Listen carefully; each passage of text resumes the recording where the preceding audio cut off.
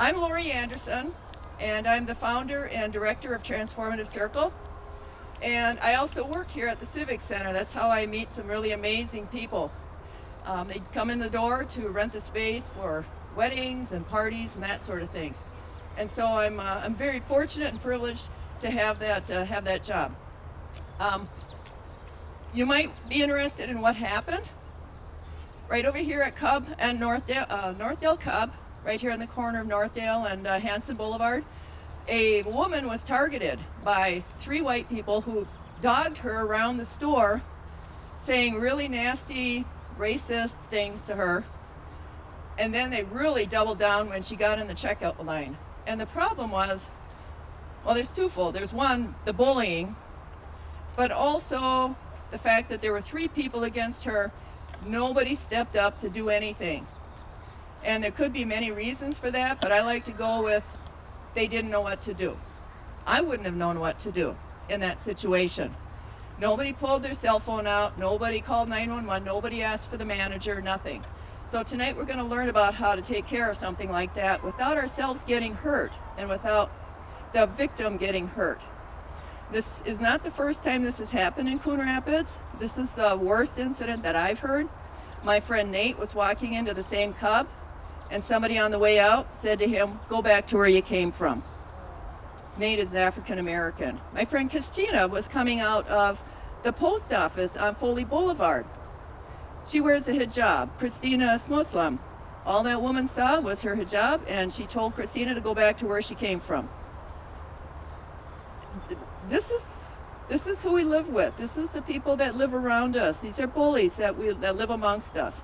And we need to know how to protect ourselves, but also how to protect the victim without anybody getting hurt.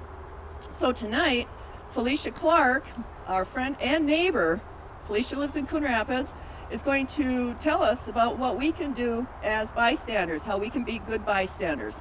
So welcome to this workshop that is designed to train the need to create and foster safe community.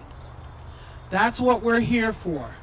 We're here to give an opportunity to everyone that lives in this Coon Rapids neighborhood to have a fair place to live and to grow, to raise their children, to work, to live.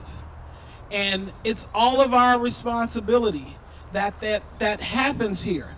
And just by the response and the number of people that came out here today, that's important to this community. I can see that because there's not just 6 people here. If there were only 6 people here, I would be concerned. But you guys represent a huge part of the community. And so what I'd like to do is, because there are so many people here, I don't want to ask everybody, but everyone that I gave a penny to, I'd like for you to tell us something about you, like your name and how long you've lived in this community. So starting here in our circle. My name's Steve, and I actually live in Columbia Heights. And I heard about this, and I thought, why aren't we doing this in the Heights? And so I'm here to learn a lot from all of you here in Coon Rapids, because your situations that happen here are very similar to what happens in the Heights. My name is Linda. I have lived here for 61 years. Moved out here when I was 4. Grew up and never moved away. Thank you. I'm Will. We've been in Coon Rapids for 3 years. 3 years now. But I've been in the Twin Cities for 40. That's it. I told her she could have took his penny from her. Hello, my name is Pablo Hernandez, and I've lived in Coon Rapids for 18 years by way of St. Paul, Minnesota. Hello, my name is Thomas. I've lived here 2.5 years. Moved over from Brooklyn Park, where we lived for 26 years. Hello, everyone. My name is Amy Storick. I have been in Coon Rapids for 22 years. Hello, everyone. My name is Jacqueline, and I'm the lady that was harassed at Cub, and I've lived in Coon Rapids for 4 years. Hi, everyone, I'm Carrie Rayrauer. I've been in Coon Rapids for 20 years, and I'm so glad to be here tonight, and I'm glad you're doing this. Thank you. Well, everybody, let's get down to learning a little bit about what bystander awareness is all about. So, I have a good friend in the audience today. Her name is Kathy Wetchell. How many people know Kathy? Kathy, raise your hand. There you go. There's Kathy. Kathy and I, we've been knowing each other now for about 5 years. I have to remind her. She knows me. She knows me well. I ate dinner at her church. I've ate dinner with her over at Baker Square a couple years ago. When you break bread with somebody, you can call them your friend, you know? And so Kathy and I, she knows me from MCTC, Minneapolis Community and Technical College, where I started a program called Green Dot. Green Dot was a program that we brought into the college community to look at violence, to be an interruption to violence on the college campus. Because as I see, there are a lot of women out here, and the thing that you know is that they prey on college campuses. Perpetrators do. And so what we did over there is we created what was called the Green Dot, which is a deterrent to red dots, because the police use red dots to designate heavy crime areas. When you go into a police station, you'll see red dots to tell you where the crime was committed in your community. So Green Dot was a deterrent to those crimes and to look at every aspect of what crime looks like. Sometimes crime is not blatant. It's not a murder or a stabbing or a rape. Sometimes crime is hidden. Violence is hidden under different names and different shadows. And so what we saw happening to Jacqueline over at the Cub Food was violence. You know, some guys walked up to her and made her feel bad about herself. They accosted her, and they criminalized her by making her feel as though she had did something wrong. And everybody there wanted to help, but they didn't know how. They didn't know what they could do. They didn't think they had any power. And even as she, you know, stood there in utter disbelief that she had just been accosted like this, a woman walked up to her very softly and said, "I'm sorry that happened to you. I wish I could have done something." Well, let's talk about what we can do when we hear and see crime. When I saw that Lori had put out the flyer for this event tonight, I noticed how she worded it. She said, "We all see the videos. We all hear about what's going on, and we wonder what we can do about it. How can we de-escalate a situation?" Well, I use this technique. There are 3 techniques that I call tools to changing a situation when you walk into it. Because nobody wants to be pointed out as they call the snitch, right? You know, or that's not my business. However you look at it, like, you know, we've been socialized to believe that we stay out of other people's business. And sometimes we can make a difference just by doing something. So these 3 techniques that I'm going to show you tonight can help you do something without putting yourself in danger or the person you're trying to help. So on your note paper, it's there. I don't know if you got 1 sheet or 2 sheets, but if you turn to sheet 2, we talk about that a little bit. Direct, being direct. We all know what being direct is. I use some word associations there. Challenge, confront, and abolish.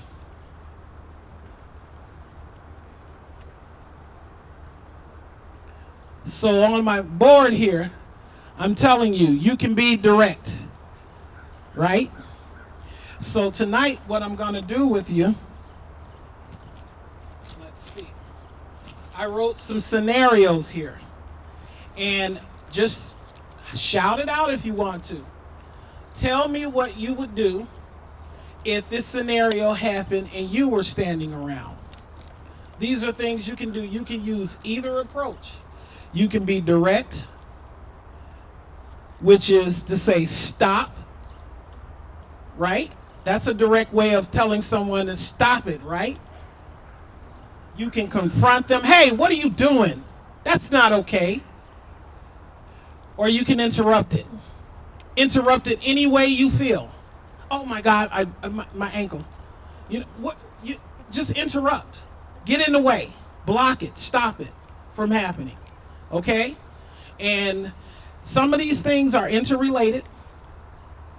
Being direct, it interrelates with also delegating or distracting. And the same thing with the other two. Okay? So we're going to talk about this direct way of doing something. Can anyone out here tell me if there was a time when you felt like you needed to do something and didn't know what to do? Anybody? Can I hear you? Can I hear from you? I was in line, and there was an African-American woman at the end of the checkout bagging her groceries. Her son was in the cart. He was probably 4 or 5. And the cashier, who was a white man, went and picked up a piece of wrapper by the cart and kind of said something like, unbelievable or something. And was just like, her son must have dropped a wrapper, probably got a treat, right? And dropped it on the ground. And the cashier got all snooty about it. I mean, you know, if that was a white person, he wouldn't have done that. So I just made eye contact with her so she saw that I saw her and that I saw what was happening. And I kind of smiled and winked at her, like, you know, just to reassure her that I see you. But I didn't go beyond that. I didn't say anything more, you know, because it wasn't escalating. And I really wasn't sure what to do. And I didn't want to disrespect her or call attention to her or scare her son or anything. So that's as far as it got. You made eye contact. That's correct. You made eye contact. You got her off of the tangent she was about to take off on, and you distracted the situation. Anybody else could see a way that they could have handled that? Does anybody else have a situation they may want to talk about where you interrupted violence on someone? Do you see that as a violent way of treating someone that has their child with them in the grocery store? Do you reference that to violence? This is open conversation. Anybody? Would that make you feel a certain kind of way, as the young folks say? Right? Isn't that what they say? Feeling some kind of way? How would that make you feel if someone said something untoward to your child in a grocery store? Would you want to shop there again? Exactly. So we have to recognize what violence is. Sometimes it's subtle. Sometimes it's not someone that's just going to hit you or take something from you or do something to you. Sometimes it's just words. They're microaggressions. Have you heard that word before? Are you guilty of microaggressions? So I put the definition on your paperwork. We all carry biases. It's impossible that we don't. We were raised in America by people coming out of the silent generation. You understand? We all carry biases. Black, white, Latino, Asian, we all have them. It's our duty, though, to look at those biases and challenge them. And challenge other people with them. Because if you're out here in this park, I believe that you've run into a challenge or two with bias and having to say something to a family member or a co-worker. Someone has made you uncomfortable with their biases or their microaggressions against other people. It has happened. That's why you're here. You want to learn how to deal with that. How to feel good about yourselves going forward, right? So let's think about that. Think about a bias you may have and think about how you can challenge that. You know, one of the microaggressions I get all the time at work? You're smart for a black girl. What does that mean, right?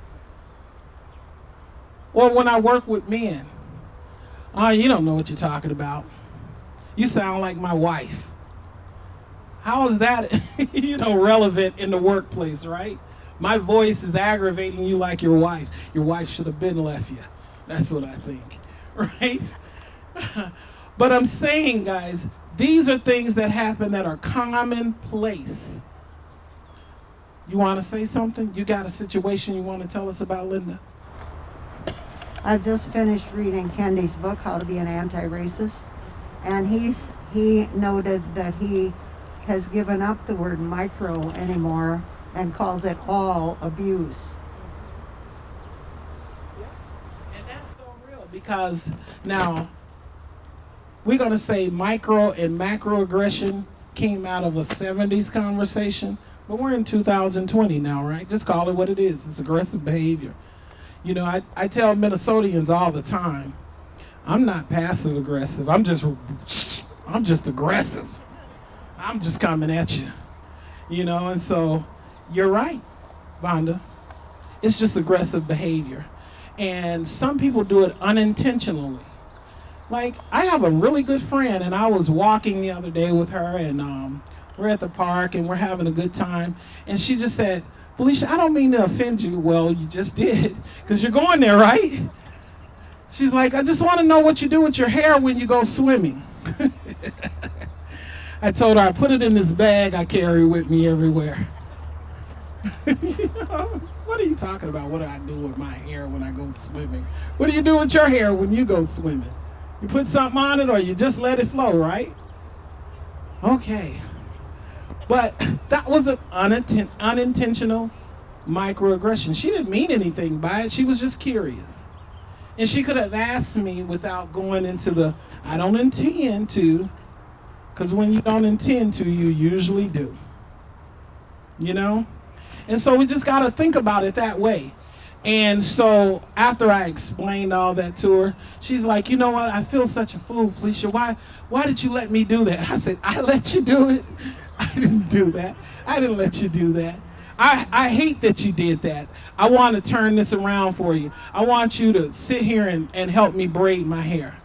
I want you to get your hands in it and feel it and touch it and know that it's hair just like your hair, so that you know that I'm a human being just like you're a human being. And because that is the root of our situation, we're all human. Hair is protein. Nails are protein. You know what I'm saying? Well, these nails aren't protein. These are from the shop, right up there on Hawaiian Nails. But we keep it light. We just be people. How would you talk to your girlfriend about anything, right? You're curious about something with her. You do the same thing with a black woman, with an Asian woman, with a Hispanic woman. You do the same thing with a Hispanic guy, Asian guy. So let's look at another scenario here and talk about how do you see it. Asian man is referred to as China man and ridiculed constantly. He's at work. What would you do about something like that? Anybody, raise a hand. What could you do? Could you delegate that? What way could you delegate it? Could you be direct about it to your employees? You want to say something? Tell me what you do. How would you handle it? So an Asian man is referred to as a China man and ridiculed constantly. I would just simply say, that's not okay, and that's racist, and you should stop that. And I don't know where your HR is, but you also are, you could get in trouble at work talking to people like that. So if you want to continue that, I'm not going to be involved in this conversation or around when you're talking like that. It's not okay. She did it all. You see, and most of us could do all that, right? But you could choose one way to handle it. You can go speak to your supervisor. You know, they're calling him out of his name over there. I don't like the way they're making him feel. Or you could be direct to him like she was. Hey, don't do that. You know? You can delegate it. You can be direct. Huh? And she also distracted them by stopping them in the middle of their midways in their conversation. And I use a lot of humor, and so I tend to say that I try to do more interrupt or distract, just because you can just stop people from, like, I don't know what you think, but that's not funny. I mean, not funny. Haha, not funny at all. You know, so just Exactly. So I'm gonna need to hear from some folks over here. I see her hand up back here, because I want you to engage what you would do so that when it happens, you do something. I could myself saying something like, the person who's making the label, making the statement, saying, what do you like to be called? You know, calling them out and say, you know, what do you called? Are you called a white man or an Irish man, or, you know, whatever it is? Just call them out and let them think about the fact that you're calling this guy an Asian man. What are you? You know, to bring it to his attention. We know that in our culture here in America, we've done things like this for hundreds of years, right? We've identified people wrong and given them these little names. I worked at the airline at Northwest for 20 years, right? I heard it all. I come from Chicago. I heard it all. Because we're all immigrants here, and all immigrants have this derogatory nickname, right? And it doesn't make it okay. And so we have to call that out. When are we going to stop using these derogatory nicknames for cultures of people? Those names hurt, they degrade, and they're not getting us anywhere as a people.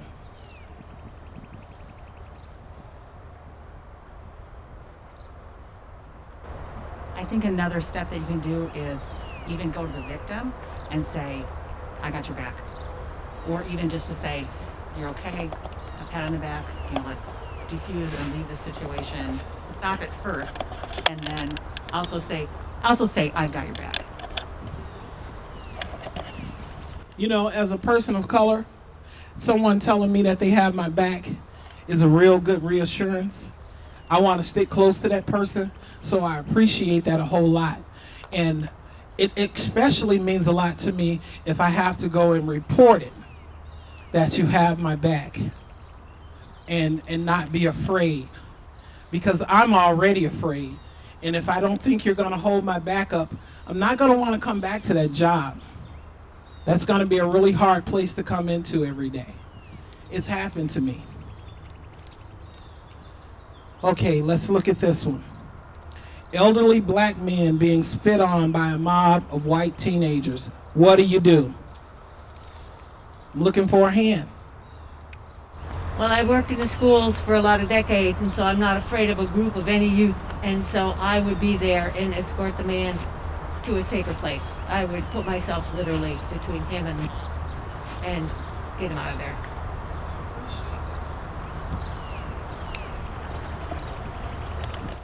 I would just say something like break it up, and protect that gentleman. Like, get in the way and just try to disperse this group. Because I think it doesn't take that much to give them a little taste of shame or whatever it needs to be to turn whatever that is off. So a situation similar to this happened a few months back.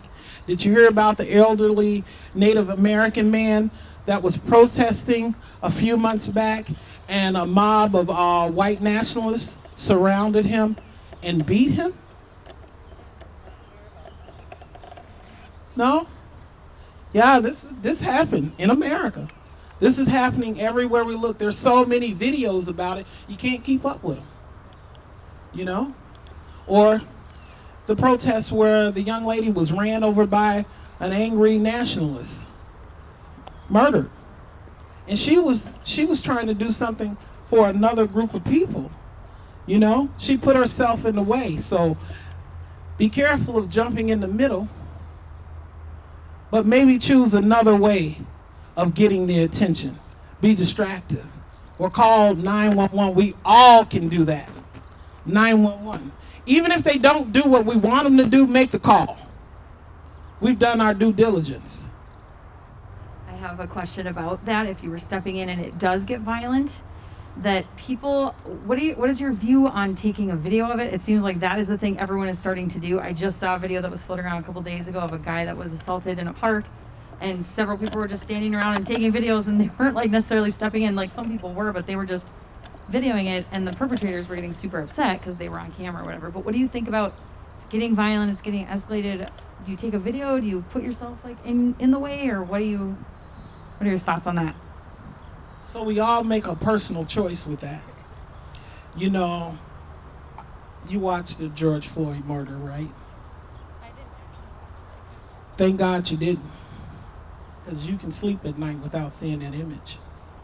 I watched it, and I was screaming at the phone. You know, I was screaming at it, saying, you know, throw your phone at the police officer. Stop it. Do something. Just do something. Throw yourself in the middle of that, because one moment of distraction could have saved his life. One person distracting that officer could have saved that man's life. These techniques. You get what I'm saying? How many of you watched that video and thought, just 1 second, just one thing, somebody having the courage to step out there and stop it, could have saved his life? But everybody was paralyzed with fear. And they did what they thought they could do, which was videotape it. But I think I would have broke my phone that day. One of those officers would have got hit with it. I would have been on the film, because I would have jumped in. Probably would have got choked too. I don't know. I don't know what, I just know that it was so, it changed me. It changed me. That video changed me. And so everything that I do from that day to this one has been about talking about it and getting those feelings out. I run a panel of black women's voices, and we've been paneling on Facebook since the George Floyd murder. And every week we come on and we talk about different subjects, and we talk about how to get in the way, how to build relationships. That's what we're doing when we interrupt violence. Because once you interrupt that violence, you have now linked with the person you made eye contact with to save. You're gonna get to know them. You're gonna know them as a human. It's just impossible not to. You've just humanized them when you stepped in some sort of way. You're humanizing that person. You're saying your life is valuable. So think about that.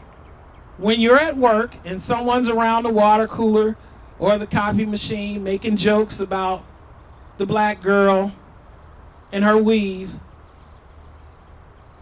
humanize her by saying, don't do that. Yeah, I don't find that funny. Interrupt that at the dinner table. If a family member decides that they want to say something on a racist line as a joke, interrupt it. You have the right to do that. You can humanize another person. That's what this circle is about, connecting us all. Remembering that we're connected with this entire universe. We're connected to these trees. I know people that'll, if you started to pull on that tree, they'd jump out and jump on you. Don't you dare hurt that tree. You understand? They understand the connection. They call them tree huggers, right? Well, you know what? I like tree huggers. There's good people. So we're going to talk about delegating. This is an easy one. This is a no-brainer. Get help. Call for help. Assist someone. Aid them in some sort of way. Did you know that poverty is violence? Did you know that? Poverty is violence. Have you ever seen someone in the store and could not completely buy the groceries that they're there to get, and they got kids? Have you stepped in and did something? You can. I have. And I'll continue to do it because I know what it feels like to raise 4 growing boys on 1 income. And so every donation that you give to your charities and things like that, you recognize that poverty is violence. Homelessness is violence. How many of you all go to the Target right up here on Northdale? Have you seen the family that's out there a lot of times in need? Has anyone seen that family? I've seen them several times. And every time I see them, I stop to see how they're doing. If they need any help, give them numbers for resources, buy them some milk for the baby, diapers for the baby. They're always there. I think someone finally got them into a shelter or something. But when we see these things, it's our responsibility as humans to do something to delegate that. If we can be direct, yes, of course, be direct, help them. But if you can delegate that by sending them to resources or sending resources to them, do something. That's violence. But you're in a situation and you don't want it to be volatile against you. Delegate. 911. Call the manager. Call a supervisor. Call someone else into the situation if you don't feel like you want to get involved or if you don't want your name to be put in the middle of it. Whatever your reason for not wanting to get involved, that's valid. That's valid. You have to protect yourself. But don't leave the other person hanging in need when you can do something by just delegating. You're thinking about a situation, aren't you? You're thinking about a situation. I see you kind of looking off there. You're thinking about a situation. Did you delegate? Did you help someone? It wasn't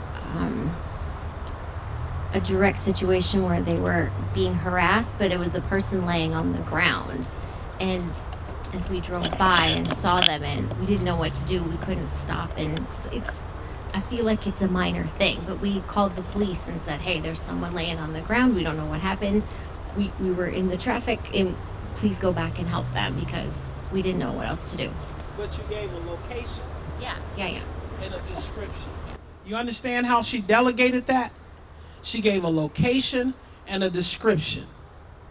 She interrupted what she was doing. She's en route to going to wherever she's going, but she saw this person in need, and she delegated it to the police, who can call the EMTs, get the help that's needed out there. Those are simple things. Simple things. If we are in a situation where we're seeing someone that needs help, or someone is being harassed, or someone is being harmed, not just from our windows at home where we're peeking out the curtain, but these Karens are running rapid. You've seen these Karens, haven't you? You've seen these Karens, haven't you? What do you do about a Karen? I'm going to ask the millennial.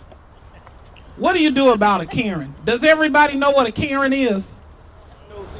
I work at Starbucks, and so we get a lot of Karens there. Karens at Starbucks would kind of be like the one to complain about the drinks or things like that. But lately, I think they've kind of really escalated up a level. For example, I think it was the same day as George Floyd's death. A video came out of a woman in Central Park, was it? We classify that as a Karen, I would think. But have you guys seen that video of the woman in the park? Yeah? Okay. But it's hard to say what you would do. Karen is a white woman that abuses privilege. Yeah. I'll help. Thank you. Yeah, so. She's a sweetheart. She doesn't want to say it. Do you all recognize that if you're white, you have a privilege? Yes. Do you recognize that? Yes. If you are white and in America, you have a privilege. And so with that privilege comes great responsibility. Who said that? Spider-Man. Yeah, he did. Spider-Man said that. And he was reminding everybody. He's the neighborhood hero, right? Come on, guys. Really, if Spider-Man can tell you you have a privilege and there's a responsibility that comes with that privilege, then recognize that with that privilege comes some rights for you that can possibly save my life. So this Karen that she's speaking of in Central Park called the police on a Birdwatcher. She was just annoyed that he was there in the park. That's her park. What are you doing here? Why are you here? You can't be here. And she started to harass him. Well, unbeknownst to her, someone was videotaping her harassing this man and calling the police and saying that she's being accosted. She could have got him murdered because the police are attacking black men, brutalizing black men. And she deliberately set him up to be brutalized. And this is happening all the time. I like the fact, Vonda, right? That you read that book, right? Well, there's another one I'd like you to read. Not White Fragility, White Woman's Tears. That's a good book. White woman's tears carry a lot of weight in this society. Some reason when y'all start crying, everybody start paying attention. Let me start crying. Everybody like, what's wrong with her? Jesus. You know, your tears carry more weight than my tears. It's like I'm expected to be strong all the time. Oh, black women are strong. I'm not strong. I'm not strong. Not even physically. You know, not seriously. But there's this thought that black women are stronger. Hispanic women too. Y'all, they think y'all strong. But we're not. We're women. You know? And we're fighting. Even now, as feminists, we're still fighting for our rights to be recognized, to have our voices heard. So if you gotta cry about something, cry about the spilt milk over me. Cry about the things that can get some attention to the real issues. Not, oh, he's in my park. There's a Karen somewhere watching right now. Like, what is she over there talking about with that microphone? Why are they listening to her? You know, she's upset because I'm talking to you. So we got to think about the Karens that bring violence onto the community and how to interrupt them. How do we do it? Can we be direct with them? When you have a Karen in your coffee shop line, what do? How do you interrupt her? You let her get away with it, huh? You know why she keeps coming back every day then, right? You're going to figure it out. You're going to figure out how to get her to stop having these hissy fits about these coffee drinks, right? Because when you do that, you'll gain some power. You'll be able to help someone else who cannot stand up to her. Because already she's taking advantage of you. She's taking advantage of your age, your youth, you know? And so if Karen got in my coffee shop line, yeah, I don't even know why they just don't bother me though. You know, all the Karens, they just go like, oh no, not her. Yeah, not her. I out-talk them. I had a Karen. I work in customer service. I had a few Karens. Told me I'm gonna call the president of the hospital. I said, call the president of the United States. I don't care. It's your right, Karen. They don't like to be called out. That's how you defeat a Karen. You be direct with a Karen. Direct. Stop it. Stop having tantrums, Karen. Stop it. You be direct with Karens. You delegate it to your supervisor if she can handle Karen better than you can. But Karens, usually, they calm down when you're direct with them because they're bringing violence on your community. They're interrupting your whole workflow. You're flustered after Karen leaves, aren't you? I want to hear from you. What are you saying back there? I saw your hand. Yeah, was that your hand? You got a Karen story? Do you want a Karen story? Because I had a question about something else you were talking about. I had a question about calling 911 because I'm more inclined to be afraid to call 911 because, especially if it's about a black person, because there's no reason to believe that it's going to be a beneficial thing for them. Just as a suggestion with your story about the person laying on the ground, I don't know if you could tell if they were conscious or alive or not, but I don't think I would call the police, especially if they were homeless. They'll be treated like a criminal more than someone who needs help usually. I would maybe just try to get their attention from a safe distance and say, are you okay? Do you need anything? Are you good?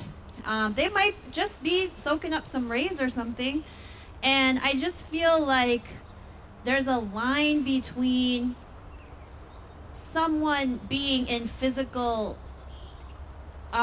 distress and maybe someone just taking a nap on the grass at McDonald's, So that's just a suggestion. But also, I've learned from an anti-racism educator named Catrice M. Jackson that in World War II we had allies. And those allies, we were an ally, but we had allies. Those allies put their soldiers' lives on the line for us.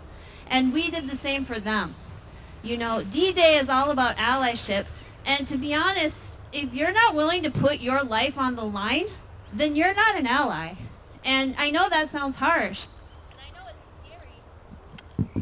I know it's scary, but I just really, really strongly believe, like, if someone broke into your house and your child, this is an analogy Catrice Jackson says, so I want to give her credit for that. She says, if someone broke into your house and started threatening your child, what would you do? You're not just going to stand there. You're going to put your life on the line. And we should be doing that for each other. So, especially white people, for black, brown, indigenous people of color, we need to do that because we do have privilege and we're less at risk, usually, than they are. So we need to remember that. I'm sorry to take up. That's well said. That's well said,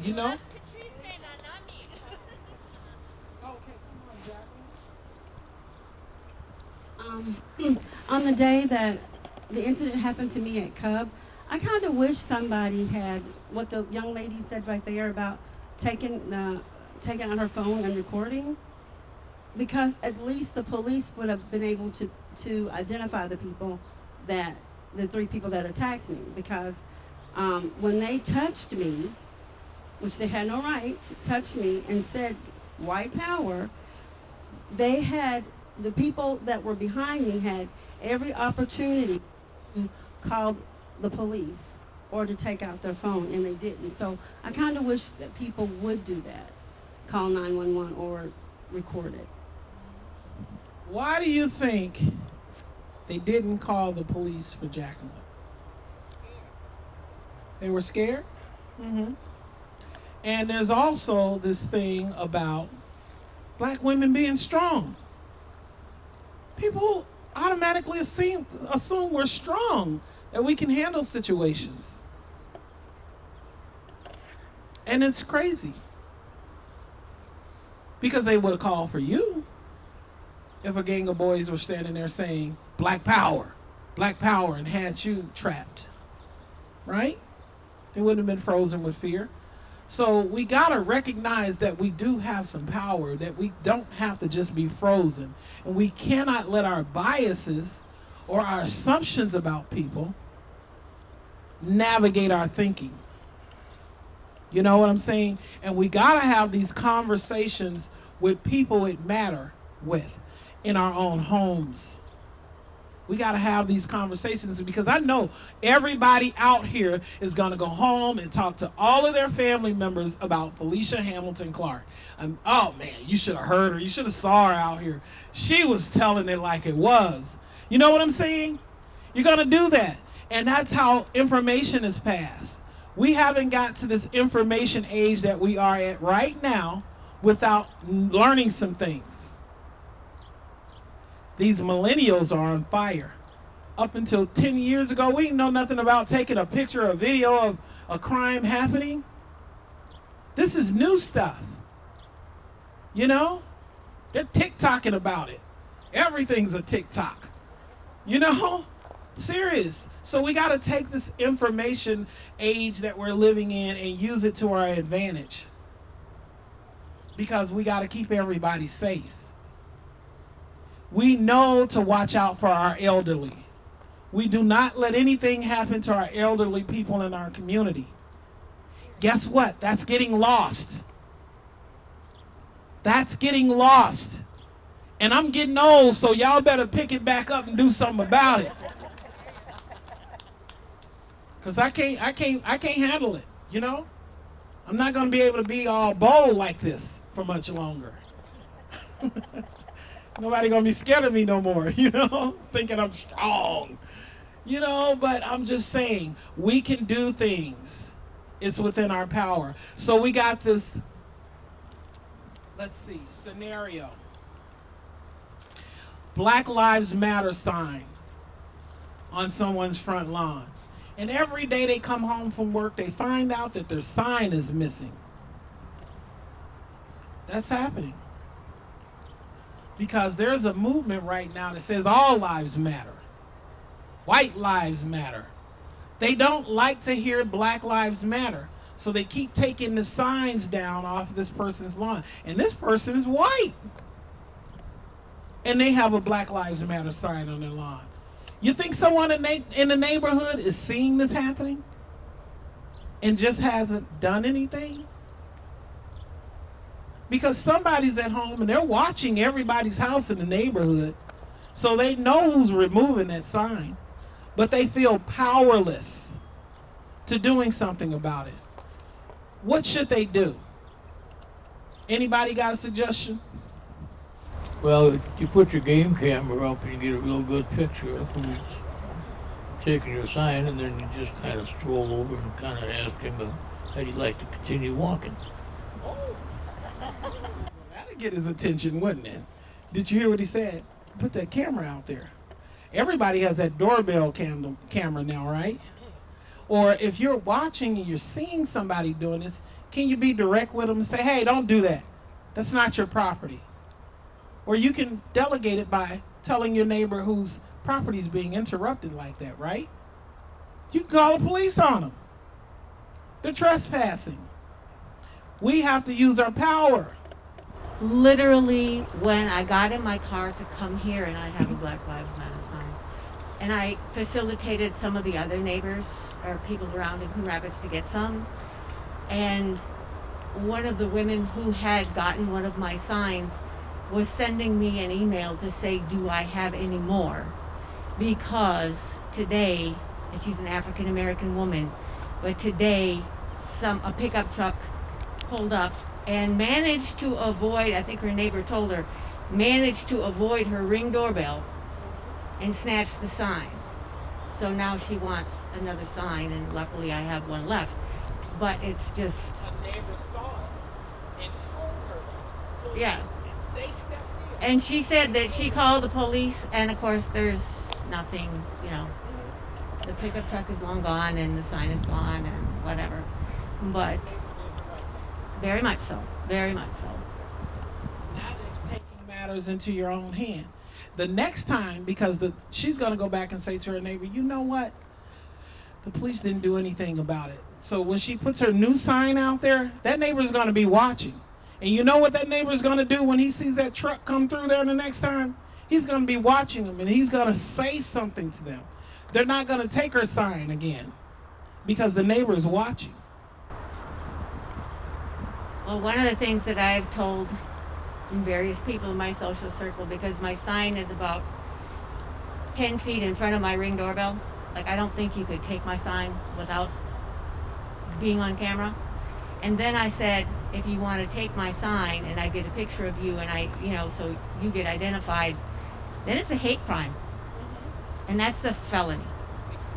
So it's not that you're just pussyfooting around with the little, with a sign. It's, no, and I will prosecute you to the full extent of the law. Oh, no, they don't. She's a bystander that steps up. She takes action. And that's what I'm asking everybody to do. Take action. You have power, and you can use it. And if you are white, you got some power. You know it. I'm gonna grab this other sign over here.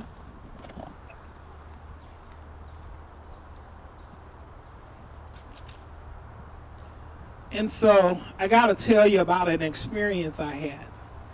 So about, when was that? About 5 years ago when we did the big rally over at the U of M to change the name of the Washington team. Do you guys remember that big rally that was at the U of M a few years back? Well, the Washington team was here in town to play the Vikings. And they were playing at the U because the Viking Stadium was under construction, remember? And so we had all these privileged ticket season what do you call them? Season ticket holders, yeah, they were all over there. You know, these guys come out, they come from their corporate offices, they come to football games with their shirt and ties on. They may take the tie loose a little bit and just let their, shirt collars hang loose. And they bring their kids with them, and it'd be a whole family affair. And so I had the bullhorn that day, and I was out there making a lot of noise. I'm walking through M-Town, and I'm just screaming in the bullhorn, change the name, change the name. And this group of white guys walked up to me, and they said to me, excuse my French, black, get a job, take your home. I have never been talked to that like that before, People are usually afraid to say like that to me. Because they don't know what French I'm going to put together. Because I can string together my words pretty good. I can string them together real good, Kathy. And so, but I was kind of just like, the wind had been knocked out of me because I'm looking in the face of an 8-year-old who's grinning from ear to ear because his dad is calling me a black. And I'm thinking like, wow, you're just gonna talk to me like that in front of your son? So you're training another generation to be disrespectful. And just out of nowhere, this white guy came storming in front of me, and he jumped in front of me and he said, and I was like, who is this? It was like Thor. This guy, he looked like Thor. He jumped in front of me, and he saved me, guys. I was like, oh. I'm serious. He interrupted. He was direct, and he called this guy up, and he threw some beer around, and because he was there to play the game, watch the game too, but he just did not like the way this season ticket holder felt privileged enough to attack me like that. And, we talked afterwards, after this whole verbal exchange, and he was like, I don't even know what got in me. I've been out here drinking beer, tailgating all day. And that's how he sounded. I'm just, shoot, the sun on me and everything. I just couldn't stand to see that fella talk to you like that. And I was just, but he was my hero. He was my hero. And I'll tell that story over and over and over again because he didn't know anything about training as a bystander. He just did what was right. He did what was right. And that's what it's about. Doing what's right at the right time. We don't have to think about it. We don't have to think what technique we should use. We just got to do something. And 9 times out of 10, it's going to be one of the three. You're going to distract, you're going to delegate it, or you're going to be direct. And I feel like the way you guys came out here tonight, you're all moving towards the direct way of handling things.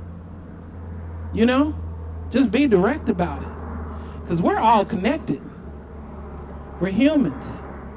Well, I was just looking at your distract sign there and thinking about earlier when you said you could say something like, oh, my knee, and that made me think of even if you are sort of a little bit afraid, if you see something happening, somebody's in the grocery store and, somebody else comes up and starts talking to them, you could walk up and say, oh my God, where'd you find those great strawberries? Will you show me where they are? Yeah. And ask her to, and then just maybe to sort of push the cart with her to move away. At least start it in a way that is non-confrontational with the people, but just to try to distract to see if that will work.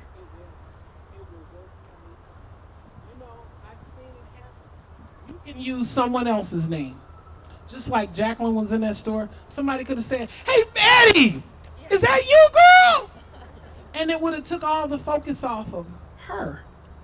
Those guys would have backed up because they're like, okay, she got reinforcement. Somebody's here with her. Somebody knows her. You understand that we can use those techniques. We don't have to know the person personally. We just need to use the techniques in a way that they'll work. But yeah, my knee, my ankle, you know, act like you know them. Hey, is your name Robert? You know, anything to distract the moment. Because once that is broken up, once that's interrupted, they move along. They're just bullies. Lori said it first, right?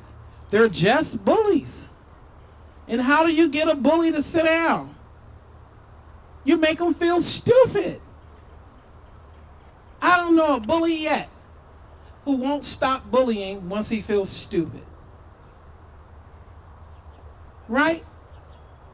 I've been on the planet 52 years. And in 52 years, bullies don't usually have many friends.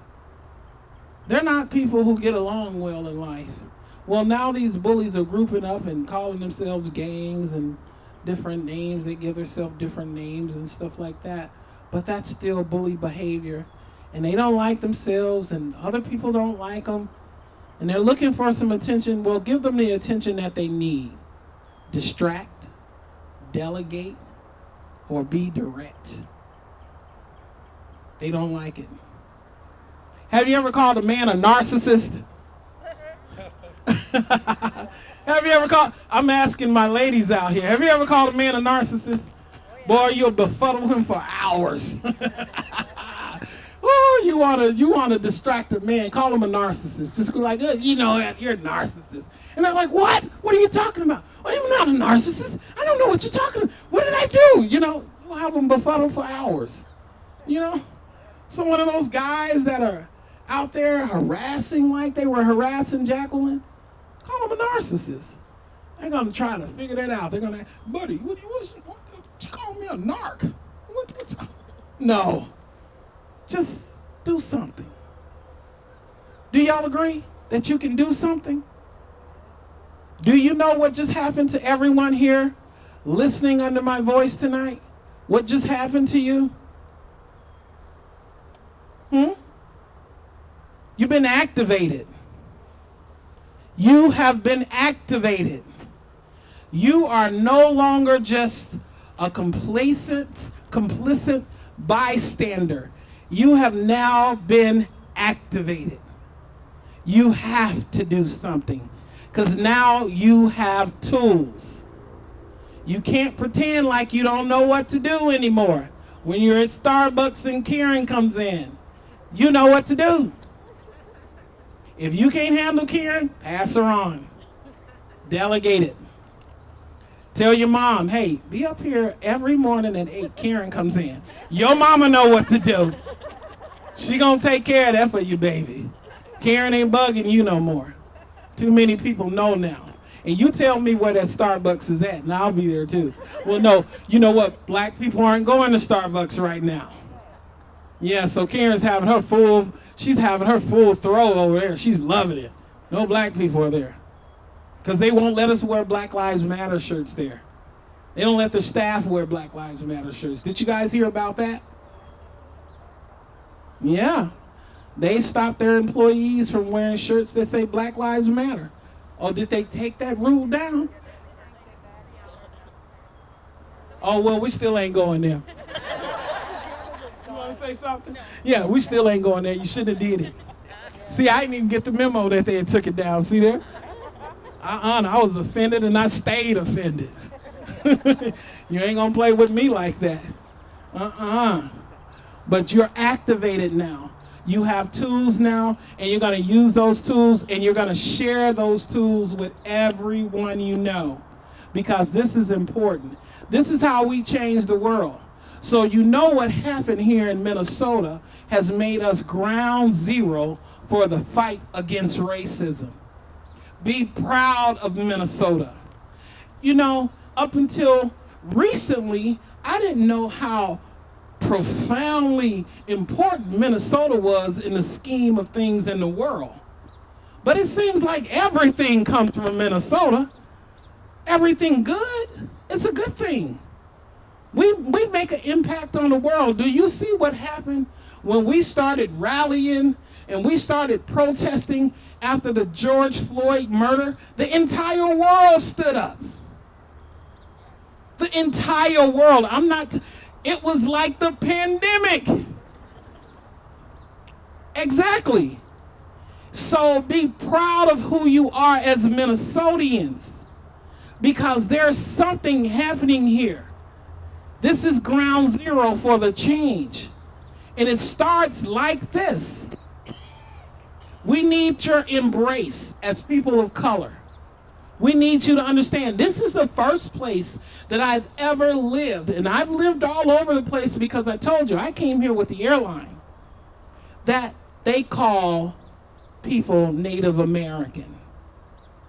They recognize the indigenous heritage of the people of the United States. They don't do that everywhere. I'm just from a couple of doors over in Illinois. I'm from Chicago. They say Indians. They get them all confused. They don't know West Indies from the Indians. It's just a muddle. And so I found myself over here speaking in this language that's antiquated and being offensive to my brothers. So yeah, I know that microaggressions are something that's a part of our biases. We're trained like that. So we have to untrain ourselves. And it takes real commitment to that. I got to know Native American culture and learn how I'm connected to that, because we are all connected. I don't care how we look in the mirror. Running through our veins is the same blood. We're connected. They found that particle a few years ago. They named it the God particle. They said it's in everything on the earth and in the universe to let us know we're all connected. That God particle that's in everything. So yeah, we're connected. And then those of us that believe in God, no matter what we call God, how can we believe in God and not believe that we're all connected? A creator. A creator. If you believe in a creation, we're all being created. We were all created. I don't care how you connect to that creator, then you know he created human life. And that we're all connected to that human life. We just look a little different from our climates that we grew up in and our ancestors are from. That's the only difference. You know, our hair color, our eye color may change, but we're still human. You know? And so we got to get to that. And we got to recognize all forms of violence and step in. Step into that. Interrupt that. Can anyone describe another incident of violent behavior that they had to do something about? Does anybody want to share? I've been waiting on this guy in this red shirt back here. Yeah. I know you got some good stories. Okay, I'm going to bring the mic to him. One thing that really connected with me from what you said is when you said that poverty is violence. It reminded me of a time I was at the Walmart in Fridley about a year ago, and I was like returning SodaStream cartridges. I was at the service desk, and this woman was next to me, and she was really upset. It was she was a short African-American woman with a child, and she had come on Uber. She had $32 when she arrived, $25 for groceries, and $7 for her ride back on Uber. she bought her groceries and was told you can't put the $7 on your prepaid Visa card. You have to do multiples of 10. And so she was asking for a yellow pages so she could try and call a cab that would take cash. And I just said, don't do that. I'll give you a ride home. It's not a problem. So I gave her and her kid a ride home. I mean, it was nothing to me, but and then she tried to give me the $7 for the ride, and I turned it down. But you really saw, what a, yeah. But it really hit you, because on a daily basis, I don't think about people budgeting to that extent, where she was getting enough food for her and her kids for a week on $25, and having to spend about as much to get to and from the store as she spends there. I appreciate that story. So, he interrupted a violent act of starvation. I am the oldest of 7 kids.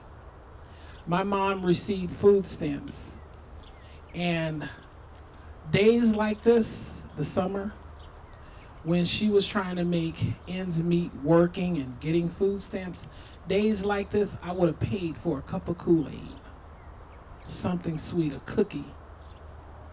Just that little bit of extra thing, not just a meal, but something sweet. A cold drink, Kool-Aid was impossible to keep. We either had Kool-Aid and no sugar, or sugar and no Kool-Aid. Seriously, those things matter to somebody somewhere. If you don't have the wherewithal to interrupt the violent act, the violent act of hunger you can interrupt. Somebody somewhere needs something that you can help with. And they live on your block. They live in your community. They can use your help. You know what I'm saying? Just something. Say something. Do something. Change it. Have you ever seen kids outside playing and they see the ice cream truck come? And there's one kid out there whose parent is never around, who doesn't have that dollar to buy that ice cream cone. You know what I'm saying? Just that. That changes something. I'm going back here. I'm coming. I'm coming. I want to hear a story. I want you to tell me how you changed somebody's life. So just recently, I'm a manager of a drywall company, and we're in distribution. I do have a couple gentlemen who are struggling. Had a gentleman who called in today. It's all timing with this. And he was supposed to get paid last week. He hasn't seen his check. And on Monday, they drive their own vehicles to job sites. And I said, I ain't gonna say his name. I almost said it, but put gas in your car, give me the receipt, I'll take care of you. And he goes, I don't think I can do that. So as a couple days went by, turned out today he hasn't received his check. Had rent to pay. He couldn't make it to work. He called in, couldn't make it to work. And from his previous managers, I heard we're all in the same company, and they transferred over to my division. And you heard, this guy is notorious for calling in X, Y, and Z. And he goes, the reason why I called in because I didn't have enough money to get to work, no gas. And so I worked diligently with my HR manager today, probably about 2 to 3 hours. Can we give him a live check? He hasn't received his check. He's supposed to go out of town tomorrow. He has no money.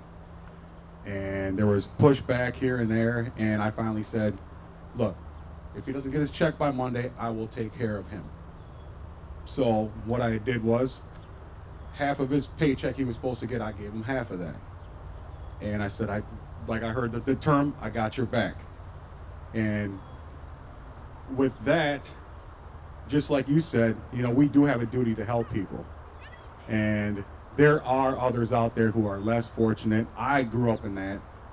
And what I've learned was we got support. My parents were on welfare. My father came here from Mexico. He busted his butt for probably 20 years until he got his U.S. citizenship. Then he finally, once he got that, he got a great job, able to retire, give us a better life. But, you know, we do have that obligation to help people, no matter any situation we're in. So, yeah, just... Thank you. You interrupted a violent act of living from paycheck to paycheck. That's a real life situation right there, paycheck to paycheck, with kids, wife, responsibilities. And what's today's date? Yeah, rent's late because his check was late. So he may be facing some eviction issues. He may need more help. Yeah, definitely. You know, and because I was a single mom, I know how that goes. And when it's a redundant fact that you have to call in, there's no sensitivity. Some people don't have kids. And right now, my supervisor is 23 years old. I'm like, she don't know nothing about having no kids. Needing to call in. She ain't got no sensitivity to that. You know, I had a stroke, and she's like, Felicia, when you coming back to work? What? I'm in the hospital. She's like, when are they gonna let you go? You gotta come to work. So yeah, there are real life situations going on. And we have to be cognizant of how we can help with that. Oh yeah, see, I've been waiting on you. I've been waiting on you. I love it that the men are responding. You want to talk too, don't you? You over there hiding under that tree? So one of the questions I had, and when you were talking about having the bullhorn or whatever, and the guy yelling at you, and it kind of takes you back or whatever, and I find, like, I live in my own little unicorn world, so I'm not really paying attention or whatever, but then when something happens or whatever, I'm just like, wait, did that really just happen? Like, because I still believe, like, we live in the 21st century and things like that just don't happen or whatever, and it's wrong, but how do you get to the place where you can recognize it faster so that you can use some of these tools? Like, is there anything you can do? I had a stroke. Did I just tell you that? Jesus. What can it do? You keep living. You keep expressing yourself to people that care. And you get validated. So along with things like that macro insult that I got from that guy, then I got this macro rescue from the other guy that restored a little of my faith in humanity. So I take the good energy and leave the bad. That's what I do. And I talk. This is my balm. You understand? Being able to communicate. Being able to articulate my feelings. That's the microaggression that I get. Oh, you're so articulate for a black woman. Wow, yeah. I just learned how to speak to the evils. You know, we all have superpowers in some sort of way. Mine is my voice. I found it again. Even though I had been robbed of it as a young woman, I found my voice again, and it's been my superpower. And so when things like that happened to me, yeah, it was huge. It was huge. That was overwhelming. But just like this blow hit me, the universe sent that hero in, that superhero that, hey, yeah, you know, man, yeah. You know, he jumped right in. So the universe is balanced. You know, what is that? The arc of the moral universe leans towards justice. Yeah, I heard Dr. King say that. And he's right. He's right. Because every story that I hear out here tonight lets me know that we all have done things that we never even recognized was a powerful thing. But we changed something. We're all connected to that change. And so we got to think about it like that. Don't worry about the negative. Don't worry about the bad. It's going to happen. But we can outweigh it with the good. This woman right here, I know she bakes a phenomenal banana bread. I don't even know how I know that, but I know it. I don't even know how I know it, but I know you make some phenomenal banana bread, don't you? I'm coming over your house. That's how we do it. That's how we do it. We connect to each other. We love on each other because we're going to be assaulted out here in this world. We're going to be hit with all kind of F-bombs and all kind of degrading remarks. But we're going to keep on pushing because somebody's going to look at you and smile just like that. And it's going to make it better. It's going to make me feel appreciated. Somebody's going to call me up like Laurie did and say, Felicia, do you know somebody that can do bystander training? Me! You know? Thank God for us. Thank God for us. Thank the universe for giving us each other and giving us our humanity to stand together. Because that's the only way that we're going to get through this. One step at a time, one day at a time, one good at a time. But I'm going to this lady in this white dress back here because, you know, she didn't got away too long. And I know she got something good to share with me. She's a part of this unit. You're a part of this unit. He took the penny, but you got the story because I know you good people. I can see it in your eyes. Them glasses is fancy, girl. Thank you. I'm Amanda, and we've been here 3 years. And through that, I'm a realtor. So this next part of the story should really be like, well, she should have handled that better. But I find in meeting people here, I want to meet people professionally and make a great impression. And I find that I am not part of a lot of these outward aggression that people are talking about, really, really racist things happening. But white people feel really comfortable saying racist things to me, and I don't know how to interrupt it in a way that shuts them down. I had someone that I was meeting, and she was talking about a neighborhood she used to live in, and started saying really, really racist things about people living in that neighborhood. And all I could say was like, well, you know, everyone goes into home ownership differently. Some people didn't grow up in a home where parents did this, that, or the other thing. But I want her to know that was a racist thing and you can't talk like that. So what are you gonna do? I never talk to her again. I hate her face. I wouldn't work with her if her money was green. She said, I hate her face. I love it. But you can do something. You can make her just like the bully and make her feel stupid. And just say it. That's racist. I don't appreciate you talking to me like that. She's gonna feel so small. She's gonna feel like, wow, I thought I had an ally in this. And finds out I don't. I better be careful with what I say and to who I say it to. So confront her. Be direct. And let her know you don't appreciate that type of talk. You know, it's like you said, we all come into ownership differently. I just wanted to comment to your comment earlier. Just I'm similar in like, you know, the fight, flight, or freeze. I'm definitely a freeze person, and so I would probably witness it and be like, is this even happening?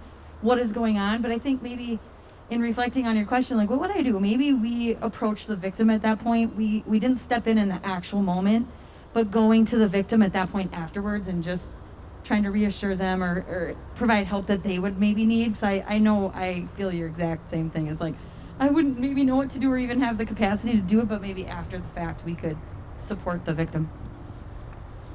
It's good to support the victim. It is. It really is. But you gotta show the victim a little bit of your power. You gotta let them know you're on their team. So say something. Challenge yourself to say something. If you don't do nothing but say, can you do that? Do that. You don't say, you okay? You okay? Yeah, it's something in my throat. Yeah, I had a few words to say, but I'm holding back.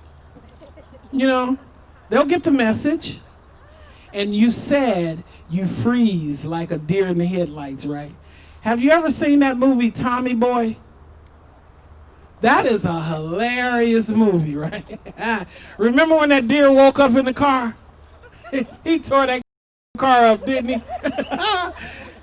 Tear the car up!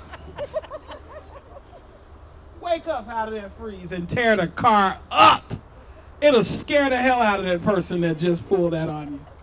I was just going to speak to what you guys were just saying about the freeze. You know, I'm really introverted, really quiet, but when something like all of the examples you've given, I think if we just think about those situations, replay them in our head and kind of rehearse it, then when it does come up, it comes a little more naturally, like you're a little more ready for it if you kind of have pre-thought it through and what would I say in this situation, and then when it does come up, you may be shocked, but you'll be like, I've thought about this, I know what I'm going to say.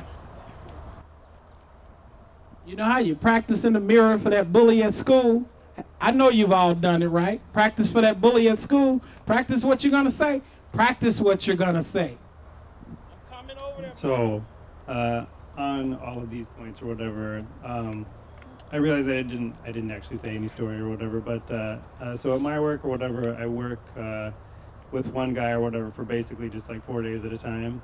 And during this course of time or whatever, the guy made like one kind of offhanded comment about a woman or whatever that I was just like, and I just like was like, what just happened? I'm like, I have no idea. And like I thought about it or whatever, and like you say or whatever, it was like after the fact or whatever later, I was like, that is exactly what he was saying. And so then I did exactly that. I rehearsed it basically in my head or whatever, just kind of went through it, and I'm like, that's what I would say.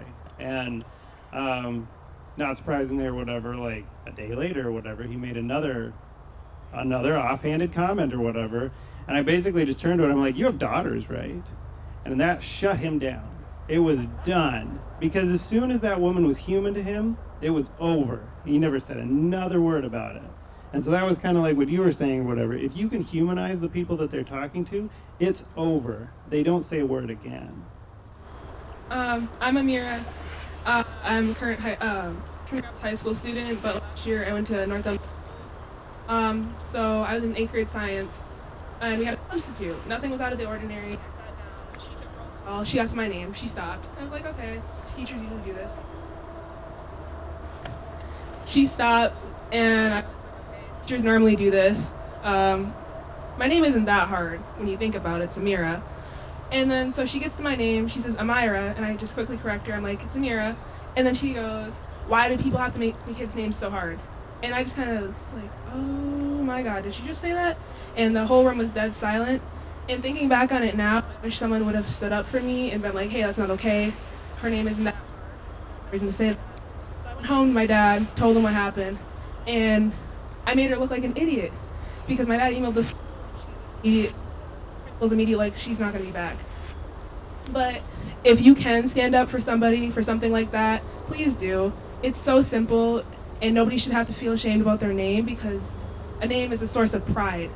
It can be tied to heritage and stuff like that. So please, if someone says something out of pocket like that or another microaggression, please say something. It's so simple to just correct them.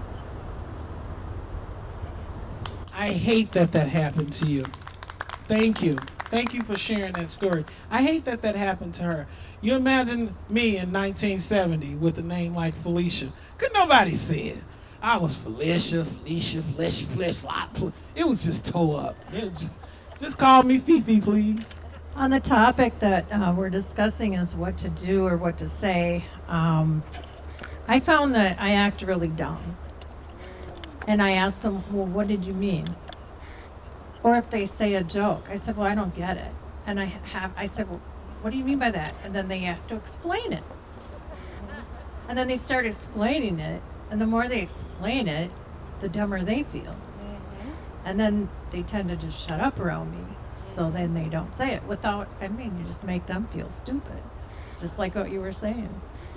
Yeah. You take all the fire out of that bully. Take all the fire out of that bully. Make him explain it. What did it?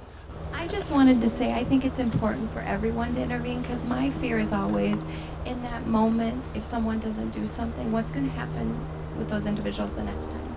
Like the men that I hate that happened to.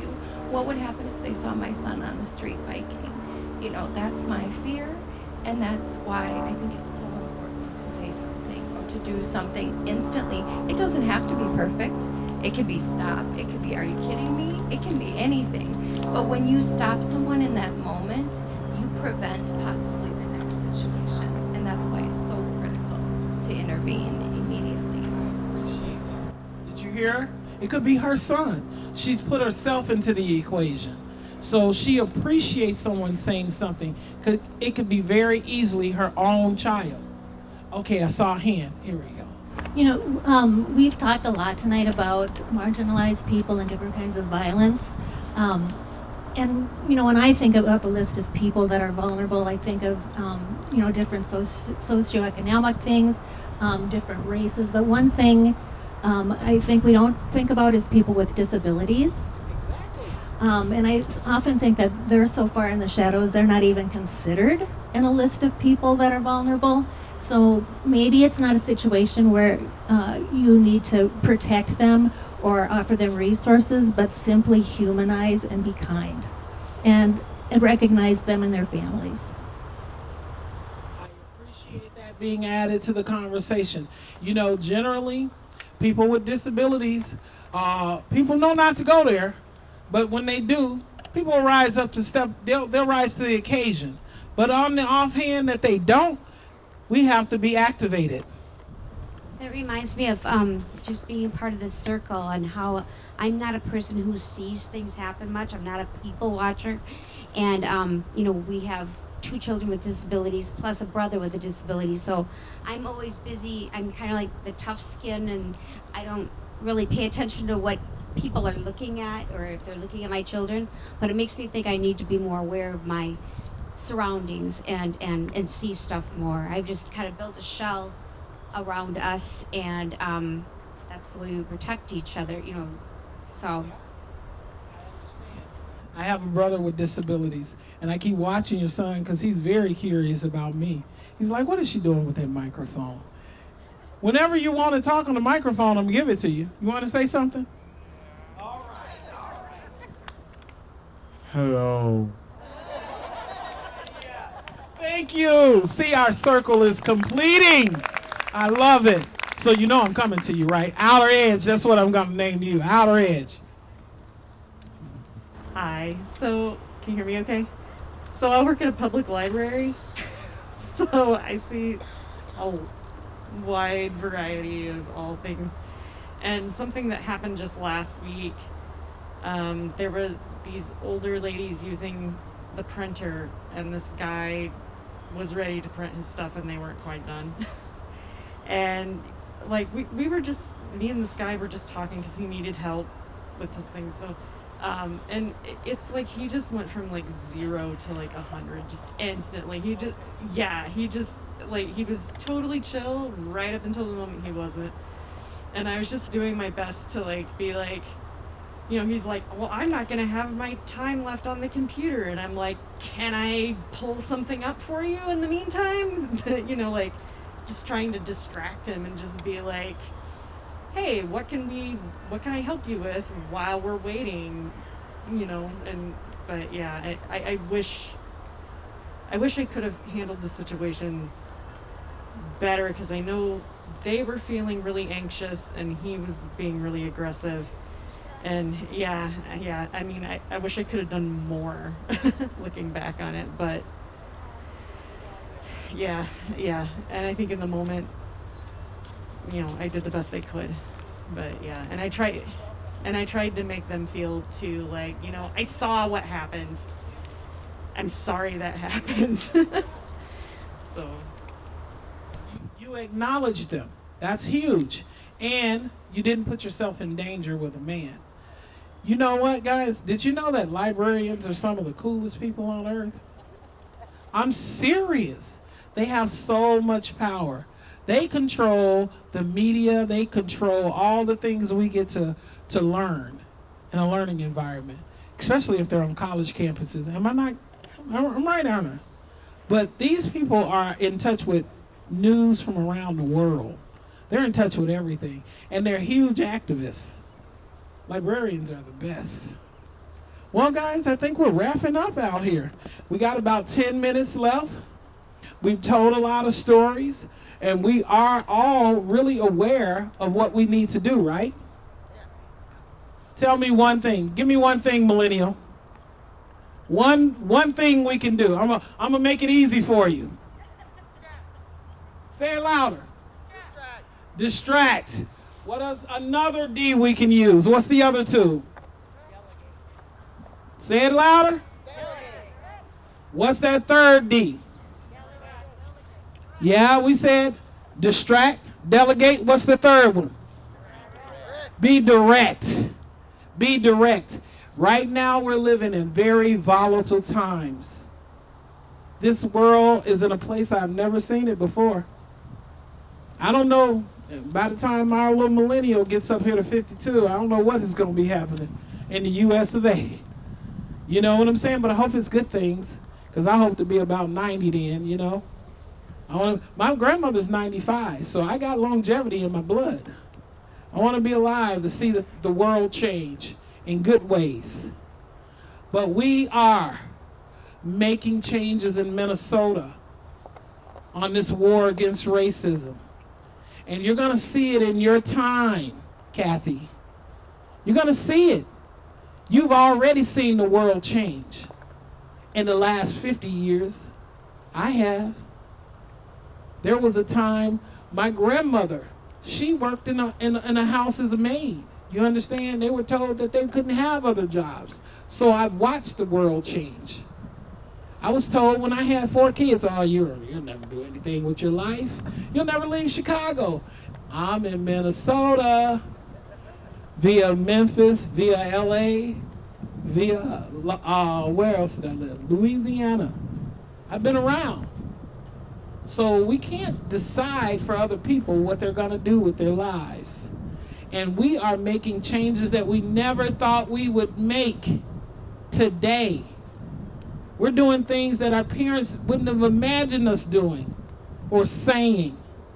So we've stepped outside of our bubble. This man put a black woman in his car and drove her home from the grocery store. He didn't know he had that kind of strength. You know? Did you? You didn't know. You don't know until it happens. You don't know what you're possible of doing, what you're capable of doing until it happens. Just be ready for it. Practice for it. Be prepared for it. Don't let violence happen around you. Step in, intervene. That young lady that said that teacher mispronounced her name and then got mad at her for her parent naming her that. How dare she? How dare she? But it's things like that. I see it in the workplace all the time. You know, there's all kind of deviations of Isha, right? Liquinisha, Disha, Krisha, you know, and white folks make fun of it. You know, but, you know, our creativity with names as black people, that's something we take pride in. Names are important to every culture. But some white women, because they can't pronounce these names, they'll make fun of those things. And other white women will support them in those jokes that they make about it. It's not okay. That's violence. That makes me feel horrible. And it lets me know that they're talking about me when I walk away. And I wish someone would step up to help. And that I didn't have to always be defending things. Because you know what happens then? Then I'm the one that's drawn into the office to say, you're angry, Felicia. Why are you creating so many problems? How did that happen?